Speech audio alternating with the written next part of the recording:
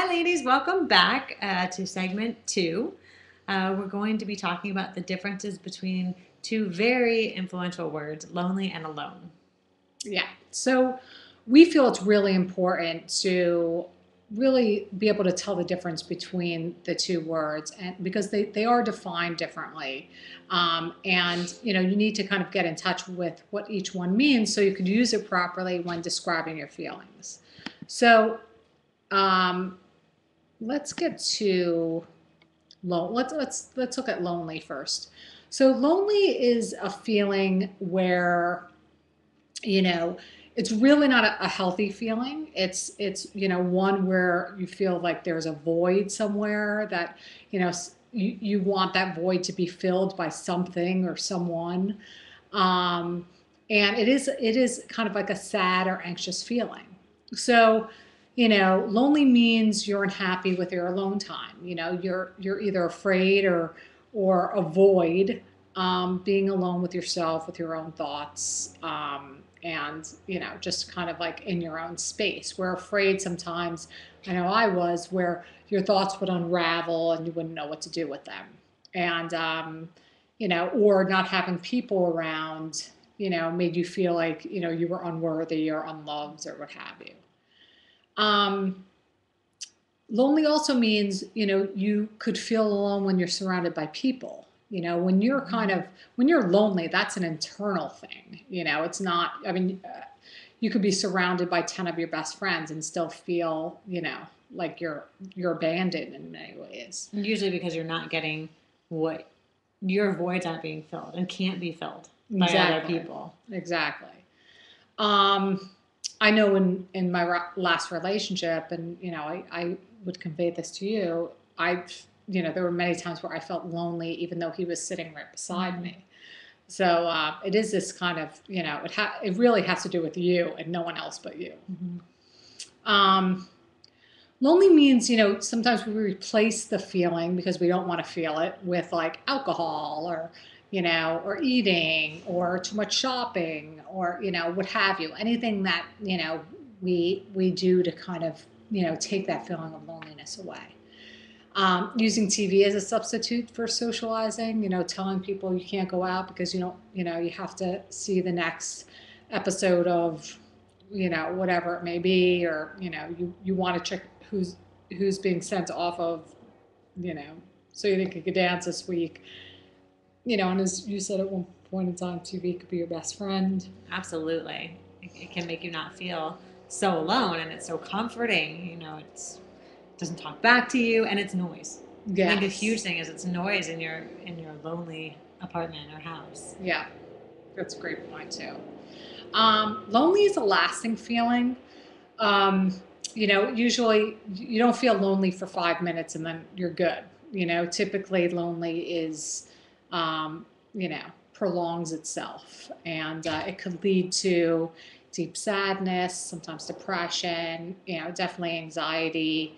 Um, I know for me, when I'm lonely, I tend to go to that anxious place of like, what am I going to do to not be alone, or what could I do to take these thoughts away? And it's not healthy.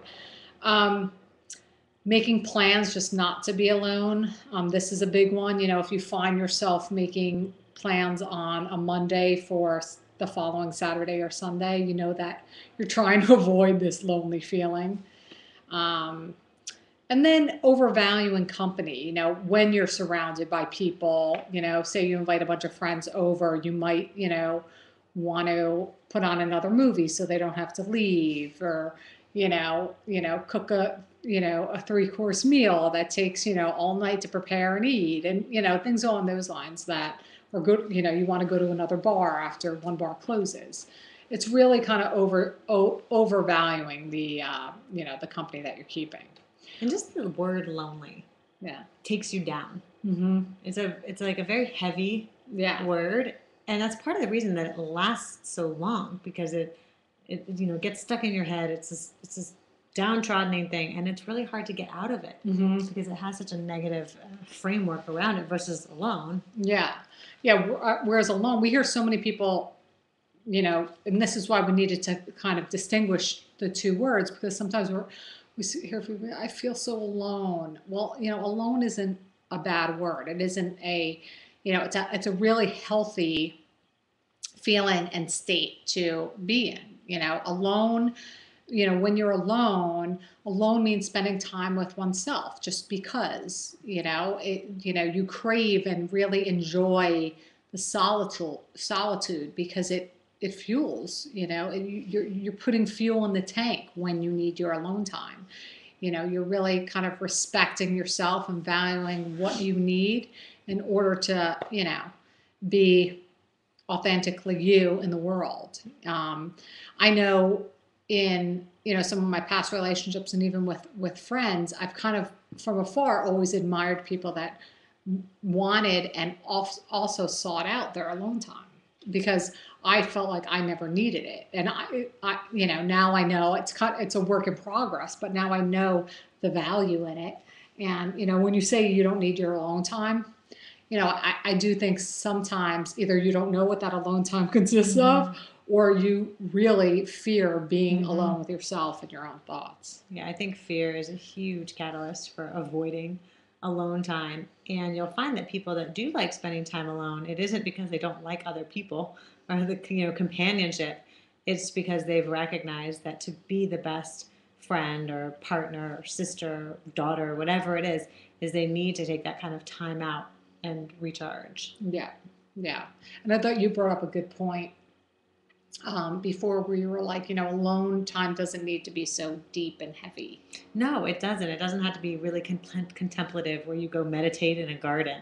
It doesn't need to be that. Most of my alone time, and I'm one of those people that loves the alone time, is spent doing kind of everyday things. Going to a coffee shop by myself, reading a favorite magazine in a park, going to the movies, simple things. Yeah. Not heavy-weighted things. And therefore, there's no real reason to fear it. Right, exactly. And maybe that's a good point, because maybe, if you're not someone who enjoys their alone time, maybe that's kind of like what you graduate into is like, taking People magazine to your favorite park and reading it for an hour and then, moving on, or, going to a favorite movie or whatever. Maybe that's a great point. But yeah, partaking in solitary activities, that when you enjoy your alone time, you do kind of set time throughout your week within your calendar for, anything from painting to reading to going to the movies, and if you do want to get deep and, contemplate what's going on in your life, writing, about it, or, meditating over something. Alone also means being content with oneself, having the security that, that you're good, and, whatever it is you're going through will work itself out. And, you just need, that time for yourself because you value yourself. And the big part of that is truly like the operative word being oneself, like being content with yourself. Therefore, you don't need other people to validate your worth and existence. And a lot of times I think we fill our time up with other people because that makes us feel needed. Yes. And once you get to that point where you're cool with yourself, you are more self-reliant.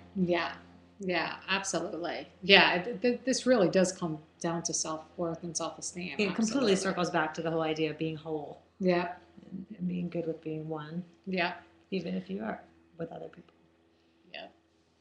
Alone means seeing your alone time as a gift, like Tristan, does, and many people who do seek alone time feel like, it's showing yourself respect and also the people around you, because you probably feel when you don't get it, you feel kind of, I get anxious when I don't have it. So it's sort of the opposite. I feel like misaligned with myself and out of touch. And I can easily be like influenced and manipulated in strange ways if I'm not. It makes me centered. Yeah. And then, it all comes down to, again, loving or liking yourself. And we do find that like it's sort of like this weird cycle. If you're not comfortable with alone time and you kind of force yourself to do it, the more into it you get, and you get to know yourself better. Yeah. And therefore you fall like more in love with yourself. Because if we don't spend time by ourselves, and we don't know ourselves very well. It's very true. So there's more to not like than to like. Mm-hmm. Mm-hmm. Yeah, I know, for me, it is always has been a struggle. And, this last breakup, I made a pact with myself that, I was going to gradually, one week it was, an hour out of 1 week, or, and then it became, 2 hours, and then it came a whole day. And, I mean, sometimes you just feel yourself, in alone time because there is no one else around. Mm-hmm. But, you could easily turn on the TV or put on your headphones, and, and that's not really what we necessarily mean by alone time. Okay. So that is the session, and take a break, and we'll be back in a little while. Bye. Bye.